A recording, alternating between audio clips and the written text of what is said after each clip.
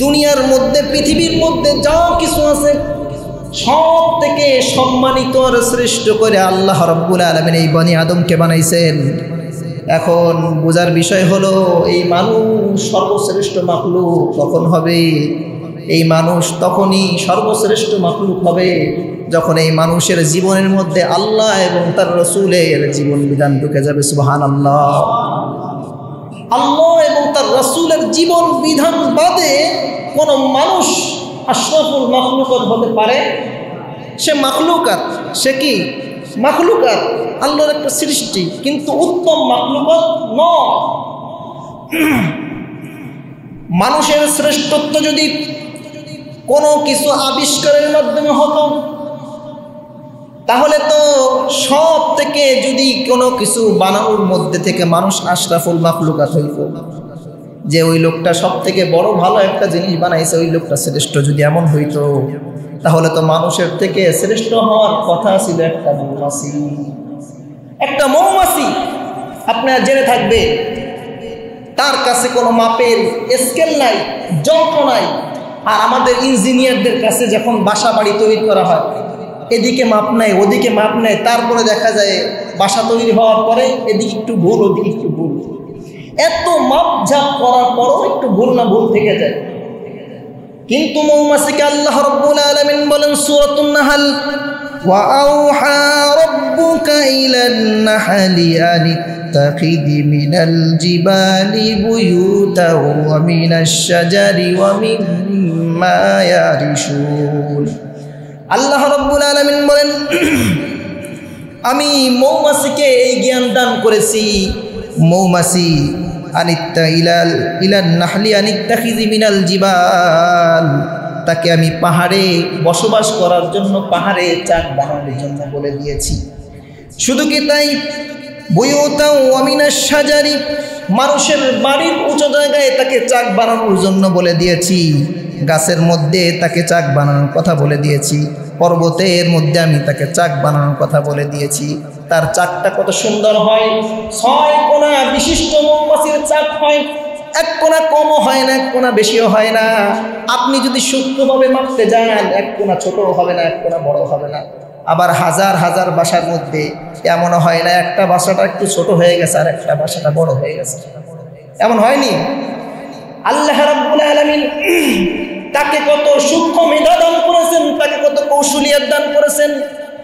যদি মানুষের শ্রেষ্ঠত্ব হইতো কোনো কিছু বানানোর মধ্যে তাহলে তো মানুষের থেকেও মৌমাছি সূক্ষ্ম বিষয়, মৌমাছির হওয়ার দরকার ছিল। ওয়ালাকাদ কাররামনা বানি আদম ওয়া হামালনাহুম ফিল বাররি ওয়াল বাহর ورزقناهم من الطيبات وفضلناهم على كثير ممن خلقنا تفضيلا। আল্লাহ রাব্বুল আলামিন বলেন ওয়ালাকাদ কাররামনা বানি আদম, আমি বনি আদমকে অনেক সম্মান দান করেছি, সব থেকে বড় সম্মান আমি বনি আদমকে দান করেছি। ওয়াহামালনাহুম ফিল বাররি ওয়াল বাহর, জলে স্তরে চলাচলের জন্য আমি বনি আদমকে যানবাহন সৃষ্টি করে দিয়েছি। আমি জলে স্তরে এমন যানবাহন তাদেরকে সৃষ্টি করেছি যে যানবাহনের মাধ্যমে তাদের আর্থিক সঞ্চলতা হয়, তাদের অর্থনীতি সচল হয়ে যায়। সুবহানাল্লাহ। শুধু কি তাই, ওয়ারাযাকনাহুম মিনাত তাইয়্যিবাত, আমি আল্লাহ বনি আদমকে উত্তম রিজিক দান করেছি, পবিত্র রিজিক আমি আল্লাহ বনি আদমকে দান করেছি। সুবহানাল্লাহ। আল্লাহ রাব্বুল আলামিন বলেন ওয়াফাদ্দালনাহুম আলা কাসীরিম মিম্মান খালাকনা তাফদীলা। আল্লাহর জমিনের মধ্যে যত মাখলুক আছে সব থেকে শ্রেষ্ঠ মাখলুক হিসেবে আমি বনি আদমকে বানাইছি। সুবহানাল্লাহ। আল্লাহ রাব্বুল আলামিনের আয়াত থেকে আমরা বুঝতে পারলাম দুনিয়ার মধ্যে পৃথিবীর মধ্যে যা কিছু আছে সব থেকে সম্মানিত আর শ্রেষ্ঠ করে আল্লাহ রাব্বুল আলামিন এই বনি আদমকে বানাইছেন। এখন বোঝার বিষয় হলো এই মানুষ সর্বশ্রেষ্ঠ মাখলুক কখন হবে?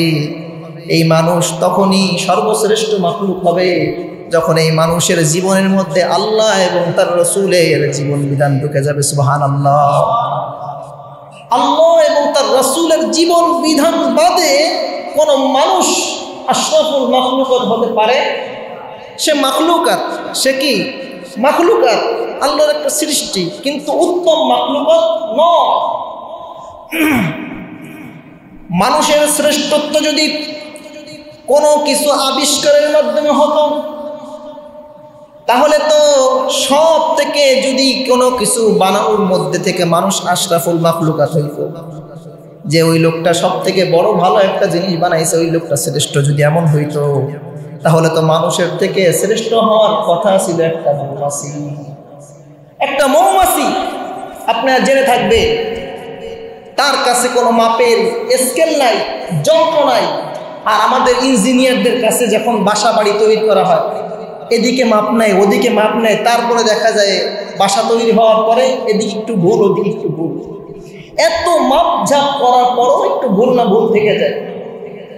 কিন্তু মৌমাছিকে আল্লাহ রাব্বুল আলামিন বলেন সূরাতুন নাহল, ওয়া আওহা রাব্বুকা ইলান নাহলি আনিত্তাখিযি মিনাল জিবালি বুয়ুতাও ওয়া মিনাশ শাজারি ওয়া মিম্মা ইয়ারিশুন। আল্লাহ রাব্বুল আলামিন বলেন, আমি মৌমাছিকে এই জ্ঞান দান করেছি, মৌমাছি ইলান নাহলি আনিত্তাখিযি মিনাল জিবাল, তাকে আমি পাহাড়ে বসবাস করার জন্য, পাহাড়ে চাক বানানোর জন্য বলে দিয়েছি। শুধু কি তাই, বুয়ুতাও ওয়া মিনাশ শাজারি, মানুষের বাড়ির উঁচু জায়গায় তাকে চাক বানানোর জন্য বলে দিয়েছি, গাছের মধ্যে তাকে চাক বানানোর কথা বলে দিয়েছি, পর্বতের মধ্যে আমি তাকে চাক বানানোর কথা বলে দিয়েছি। তার চাকটা কত সুন্দর হয়, 6 কোণা বিশিষ্ট মৌমাছির চাক হয়, 1 কোণা কমও হয় না, 1 কোণা বেশিও হয় না। আপনি যদি সূক্ষ্মভাবে মাপতে যান, 1 কোণা ছোটও হবে না, 1 কোণা বড় হবে না। আবার হাজার হাজার বাসার মধ্যে এমনও হয় না একটা বাসাটা একটু ছোট হয়ে গেছে আর একটা বাসাটা বড় হয়ে গেছে, এমন হয়নি। আল্লাহ রাব্বুল আলামিন তাকে কত সূক্ষ্ম মেধা দান করেছেন, তাকে কত কৌশলিয়ত দান করেছেন। যদি মানুষের শ্রেষ্ঠত্ব হইতো কোনো কিছু বানানোর মধ্যে, তাহলে তো মানুষের থেকেও মৌমাছি সূক্ষ্ম বিষয়, মৌমাছির হওয়ার দরকার ছিল এরকম তো বিষয়। এরপরে মৌমাছিকে আল্লাহ কি জ্ঞান দান করছে, এরপরে যদি কারিগরি জিন্দেগি দেন কোনো বিষয়, ঘর বাড়ি তৈরি করা যদি মানুষের শ্রেষ্ঠত্ব হইতো, যে সে শনিবারে একটা ঘর বানাইছে, এমন একটা ঘর বানাইছে যে ঘরটা শনিবারে, বা কিছু আশ্চর্যজনক ঘর, মানুষ একটু প্রযুক্তি ব্যবহার করে একটু আধুনিক ঘর বানাইলে একজন এক জায়গায় দেখতে যায় বিভিন্ন জায়গায়। এখন বিষয় হলো, আপনার বাবুই পাখি চিনেন না? বাবুই পাখি ঘর বানানো দেখছেন? হ্যাঁ, কোন গাছে ঘর বানায়? সুপারি গাছে, তাল গাছে। কেন তাল গাছে বানাইল, অন্য অন্য গাছে বানায়নি?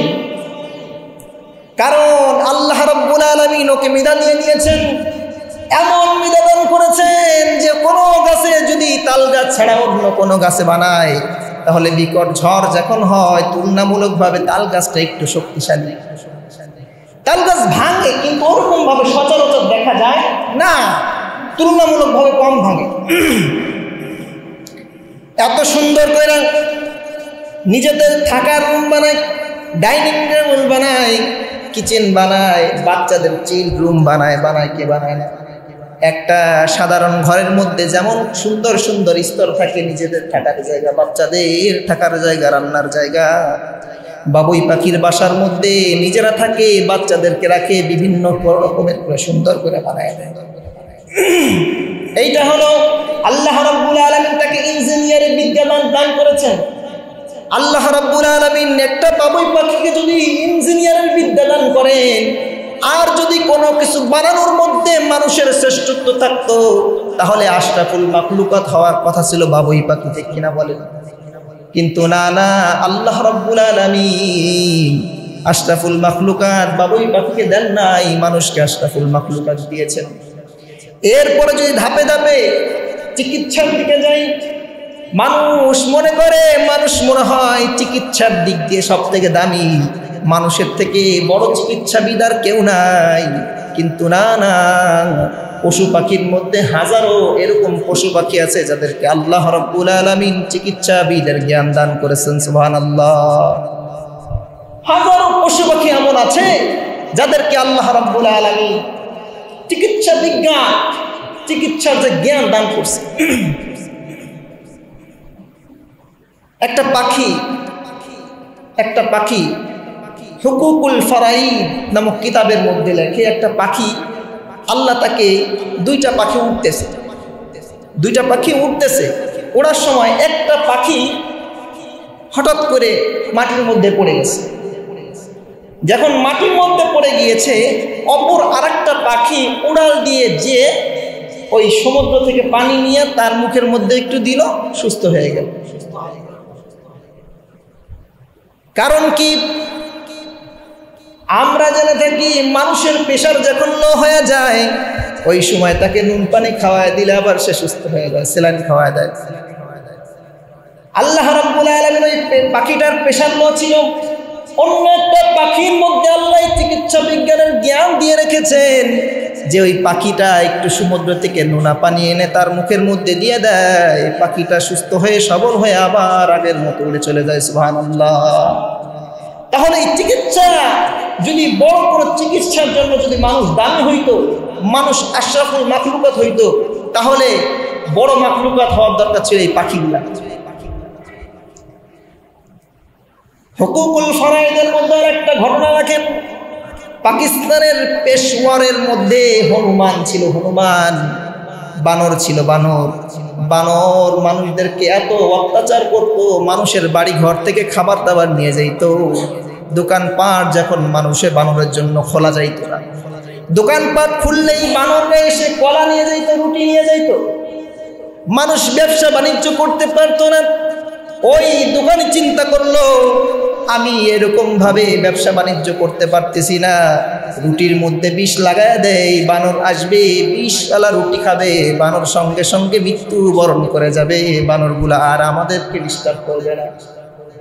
ওই লোকটাই পরিকল্পনা করে যখন রুটির মধ্যে বিষ লাগায় দিল, রুটির মধ্যে বিষ লাগায় দেওয়ার পর সুন্দর করে ঝুলায় রাখছে। বানররা অন্য দিনের মতো এসে আবার রুটির মধ্যে মারছে। রুটিটাকে নিয়ে পাশে যায়, সব বানররা মিলামিশে পরামর্শ করে। আবার একটা বানর চলে যায় বাগানের মধ্যে চলে যায়, এক করে সব বানরগুলা বাগানের মধ্যে চলে যায়। ওই লোকটা চিন্তা ভাবনা করলো, বানররা সবাই চলে গিয়েছে, বিষওয়ালা রুটি কেন খাইলো না? কিছু সময়ের পর আবার ওই লোকটা দেখতে পেল একটা বানর আসতেছে, আর তাদের মুখের মধ্যে একটা পাতা নিয়ে আল্লাহ রাব্বুল আলামিন তাদেরকে পাঠিয়ে দিয়েছেন। একটা পাতা খাইতেছে, আবার একটা রুটি খাইতেছে, তাদের কোনো বিষক্রিয়া তাদের কোনো কাজ করতেছে না। তাহলে চিকিৎসা বিজ্ঞান মানুষদের থেকেও তো এই বানরে আল্লাহ বেশি দান করেছেন। যদি চিকিৎসা বিজ্ঞান অর্জন করার মাধ্যমে যদি একটা মানুষের শ্রেষ্ঠত্ব আর আশরাফুল মাখলুকাত হইতো, তাহলে সব থেকে বড় মাখলুকাত হওয়ার দরকার ছিল বানর। ঠিক কিনা বল? তার মানে এইগুলা কোনো কিছুর মধ্যে শ্রেষ্ঠত্ব নাই, একমাত্র শ্রেষ্ঠত্ব আল্লাহ এবং তার রাসূলের অনুসরণ করার মতো। আল্লাহ রাব্বুল আলামিন এইটাই বলেন, ইয়ারফাইল্লাহুল্লাযীনা আমানু মিনকুম ওয়াল্লাযীনা উতুল ইলমা দারাজাত। আল্লাহ রাব্বুল আলামিন বলেন মানুষের শ্রেষ্ঠত্ব ইয়ারফাইল্লাহুল্লাযীনা আমানু, এক নম্বর মানুষের শ্রেষ্ঠত্ব হবে ওই সময় যে মানুষটা তখন ঈমানদার হয়ে যাবে। এক নম্বর হলো মানুষ, আদম সন্তান সবাই মানুষ, কিন্তু আদম সন্তানদের মধ্যে উত্তম মানুষ হলো সে যে আল্লাহ এবং তার রাসূলের প্রতি ঈমান এনেছে।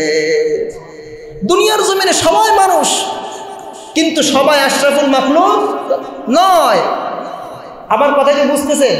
দুনিয়ার জমিনের মধ্যে সবাই কি মানুষ, কিন্তু আশরাফুল মাখলুকাত নয়, শ্রেষ্ঠ জাতি নয়। শ্রেষ্ঠ জাতি ওই সময় হবে এক নম্বর হলো এক নম্বর হলো আল্লাযীনা আমানু, যারা ঈমান আনবে। দুই নম্বরে ওয়াল্লাযীনা উতুল ইলমা দারাজাত, এবং আল্লাহর পক্ষ থেকে ইলমে ইলাহি যারা অর্জন করবে। এক নম্বর হলো ঈমান আনবে, দুই নম্বরে ইলমে ইলাহি যারা অর্জন করবে। এই দুইটা গুণের মাধ্যমেই মানুষ আশরাফুল মাখলুকাত হবে। আর এই দুইটা গুণ যাদের মধ্যে থাকবে না, তারা কখনো আশরাফুল মাখলুকাত হতে পারবে না। দুনিয়ার জমিনে সিরাতে সুরাতে মানুষের মতো হাত পা থাকলেও কিন্তু তারা মানুষ নয়। আল্লাহ রাব্বুল আলামিন এইটাই বলেন সূরাতুল আরাফের মধ্যে, উলাইকা কাল আনআমি বাল হুম আদাল উলাইকা হুমুল গাফিলুন।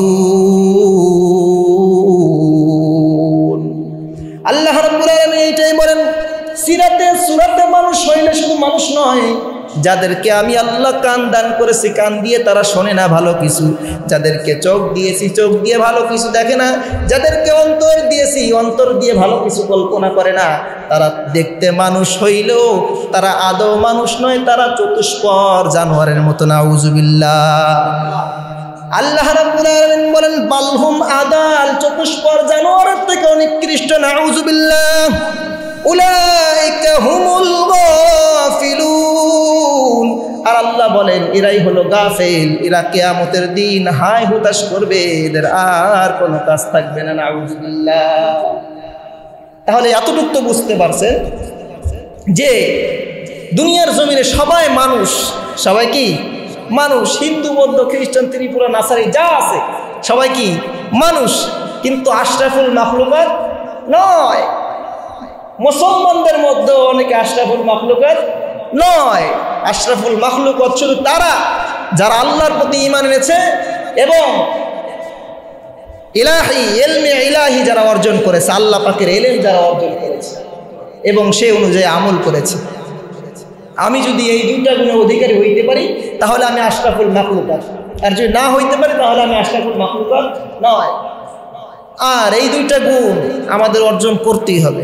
দেখেন না, আজকে আমি আপনি এই দুইটা গুণ তো ছেড়েই দিয়েছি, আমি তো শিখি নাই, এমনকি আমাদের সন্তানদেরকেও শিক্ষা দেই না। সন্তানদেরকে এইগুলো শিক্ষা না দেওয়ার কারণে সন্তানগুলা জাহেলে পরিণত হয়, শেষ বয়সে পিতা মাতাকে বৃদ্ধাশ্রমে পাঠায়। এমনকি মা বাবার সঙ্গে কেমন আলোচনা করতে হবে, কি ব্যবহার করতে হবে, এইটাও তার ন্যূনতম জ্ঞানও তার মধ্যে লাগে। ছেলে অনেক বড় শিক্ষিত, কিন্তু গরিব মা গরিব বাবাকে মা বলে ডাকতে লজ্জা পায় মানুষের সামনে। বাবা গরিব মানুষ, গ্রামের কৃষক, কিন্তু ওই বাবাকে মানুষের সামনে বাবা বলে ডাকতে লজ্জা পায়। ওই বাবাকে মানুষের সামনে পরিচয় করিয়ে দিতে লজ্জা পায়। এমন সন্তান আছে না নাই? মনে রাখবেন, মায়ের দোয়া বাবার দোয়া কখনো মিস যায় না। মায়ের দোয়া যেমন মিস যায় না, মায়ের বদদোয়া কিন্তু তেমন মিস যায় না রে ভাই। আপনাদেরকে একটা ঘটনা শুনাই, হাদিস শরীফের মধ্যে আছে, বুখারীর riwayate হযরতে জুরাইজ করে এক লোক আছে। জুরাইজ এমন বান্দা, বনি ইসরাইলের মধ্যে আল্লাহর একজন বড় আবেদ ছিল। এমন কোনো নেক আমল নেই সে করে নাই, সমস্ত প্রকারের নেক আমল জুরাইজ করেছে। সমস্ত প্রকারের নেক আমল জুরাইজ করছে। জুরাইজ করার পরে এবার জুরাইজ নেক আমল করতেছে।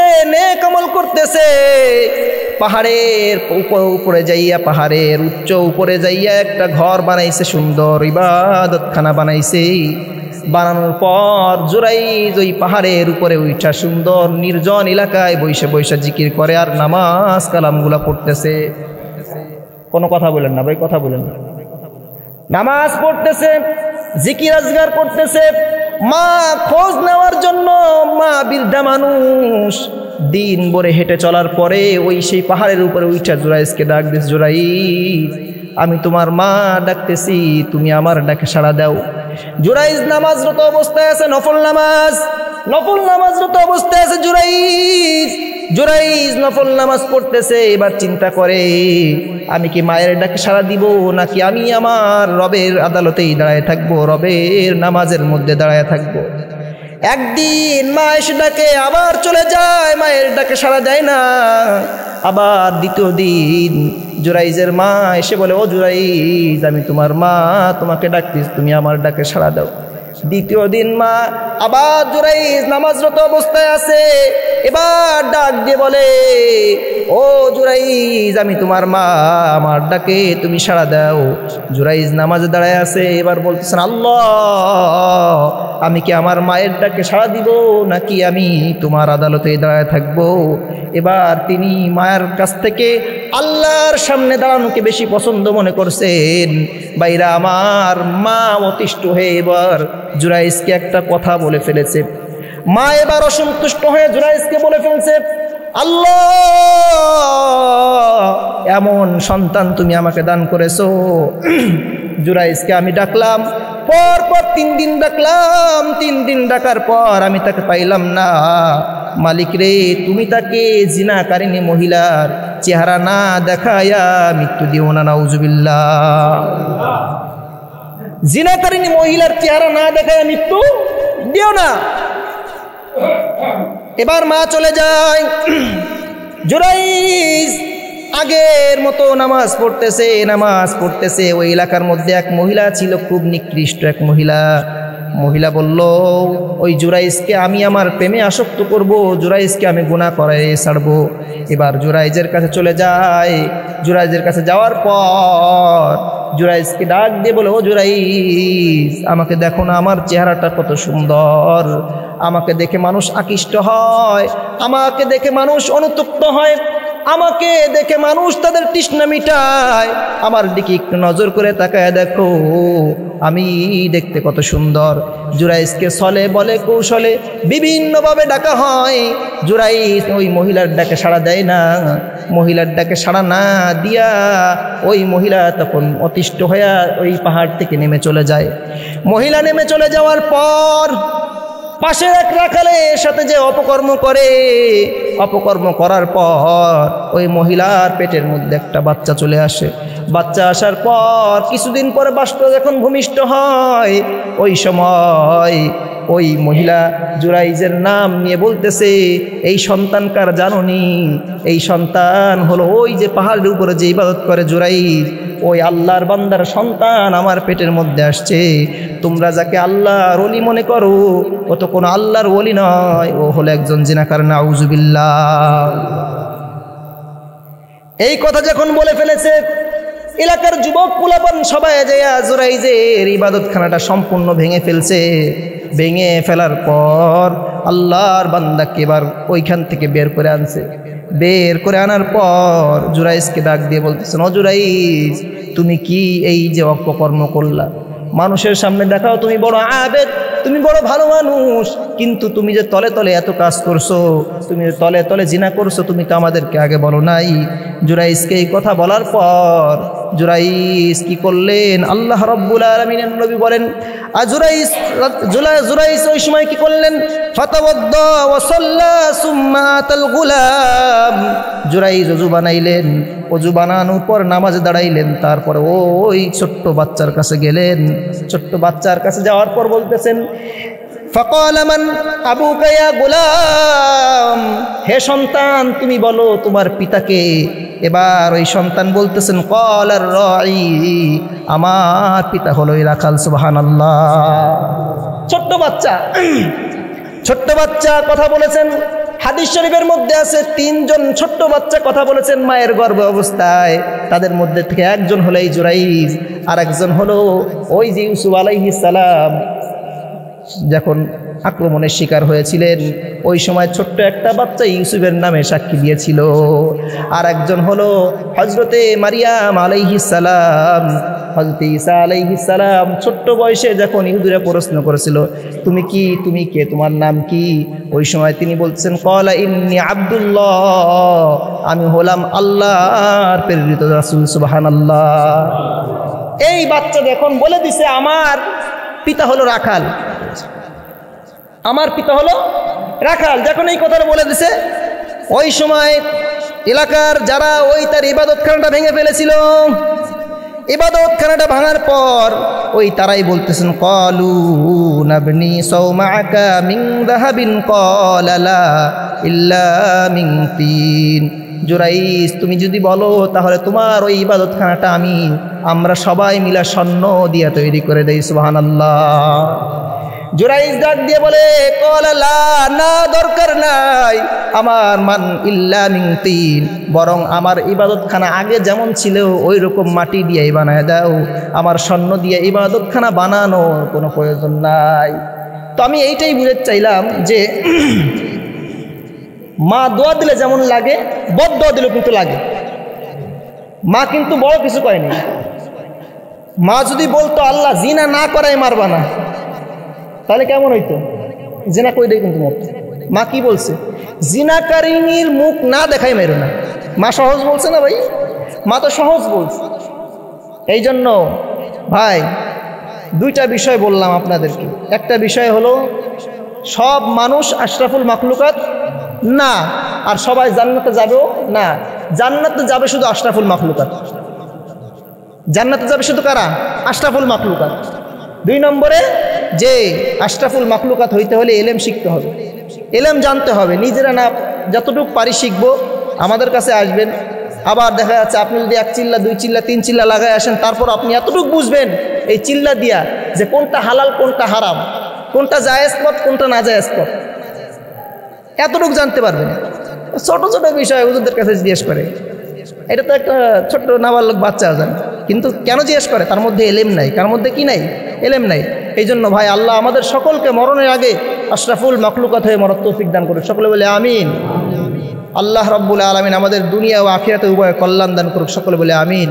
ওয়া আখিরি দাওয়ানা আলহামদুলিল্লাহি রাব্বিল